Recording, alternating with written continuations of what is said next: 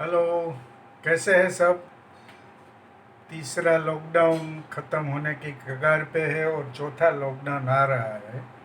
उसका रंग रूप बदल जाएगा। अपने प्रधानमंत्री ने ऐसा बोला है। एक दो दिन में ये नए रूप रंग वाला लॉकडाउन कैसा होगा उसका पता चल जाएगा। लेकिन आज बात करनी है परोपकार की, जिसको लोकोपकार भी कहते हैं। ये शब्द अपने आप में बहुत बड़ा है और उसका अर्थ भी बहुत गहन है। इसकी चर्चा क्या करें, क्योंकि ये अनुभूति का ये प्रदेश है। लेकिन आप किसी को थोड़ी सी भी मदद कर ले तो उसका अनुभव बहुत अनोखा होता है।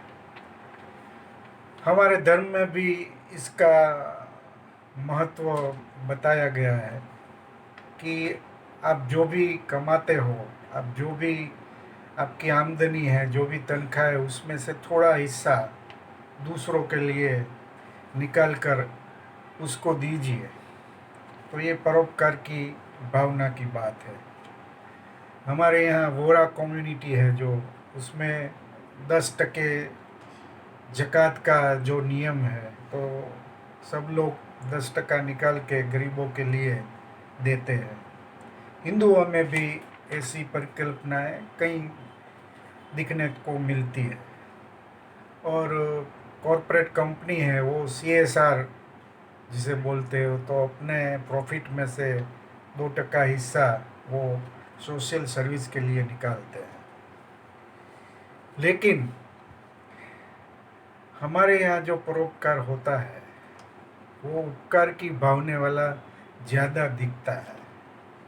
थोड़ा सा कर दिया तो उसका माइलेज लोग लेते हैं, फ़ोटो खिंचाते हैं, उसकी पब्लिसिटी करते हैं। लेकिन उसका कोई मतलब नहीं है। हाँ, अच्छा काम हो तो लोगों के पास उसकी इन्फॉर्मेशन जानी चाहिए, लेकिन इसकी एक मर्यादा भी आपको रखनी पड़ती है। लेकिन लोग करते नहीं हैं। आप समाज में रहते हो, जिस देश में रहते हो, काम करते हो, आपके ऊपर एक प्रकार का कर्ज है। घर परिवार का है, समाज का है, राष्ट्र का है। तो ये कर्ज आपको चुकाना पड़ेगा अपनी जिंदगी जो भी है उसके दायरे में रह के। लेकिन कई लोग कर्ज चुका पाते हैं, कई लोग कर्ज में डूबे रहते हैं। अंग्रेजी में इसको फिलेंथ्रोफी कहते हैं और उसका बड़ा महिमा है। कई उद्योगपति है, कई एंटरप्रेन्योर है, कई बिजनेसमैन है, वो अपनी जो कमाई होती है इसमें से कुछ हिस्सा निकाल कर समाज के लिए दे देते हैं। माइक्रोसॉफ्ट के बिल गेट्स विश्वविख्यात है, उसका कोई परिचय देने की ज़रूरत नहीं है। लेकिन वो फिलैंथ्रोपी के लिए पूरी दुनिया में जाने जाते हैं।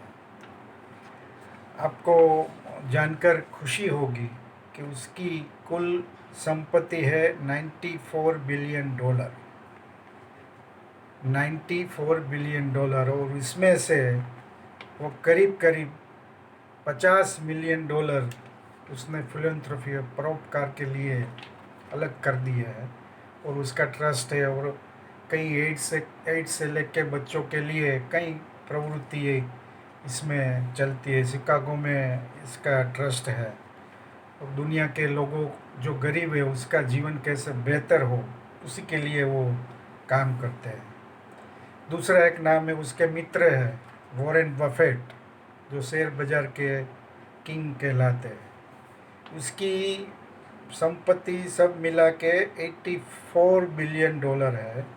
और उसमें से अभी तक उसने $46 बिलियन अलग निकाल के सेवा में दे दिए। तो बिल और बफेट ये हमारे हमारे सामने एक एग्जाम्पल है।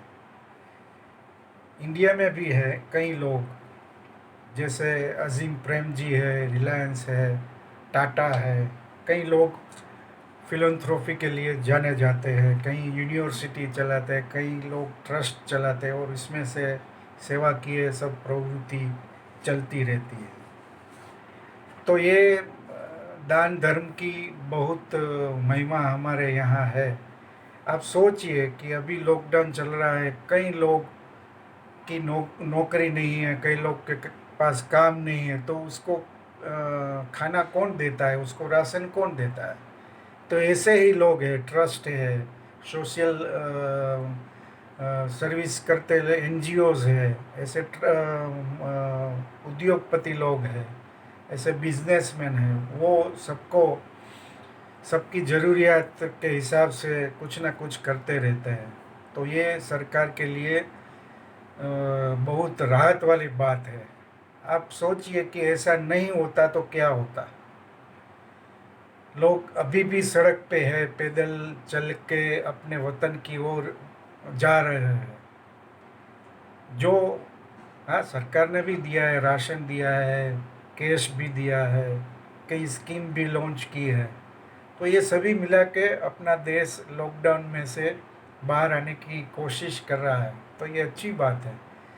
लेकिन आप जो भी कमाते हो, इसमें से आप जो भी हिस्सा निकाल के, हमारे यहाँ एक सिस्टम है हिंदू संस्कृति में कि आप जब खाने को बैठते हैं, थाली में परोसा जाता है, तो इसमें से थोड़ा हिस्सा हम निकाल देते हैं, तो उसको क्या बोलते हैं?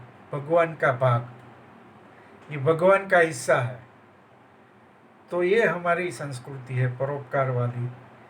लेकिन एक बात ध्यान में रहे, ये परोपकार किसी पे उपकार नहीं है, आपका आत्मसंतोष है। आपने कुछ किया, उसका संतोष आपको मिलता है, इसलिए आप ये कर रहे हैं। ये आपकी ड्यूटी भी है, ये आपका कर्ज भी है जो आपको उतारना है।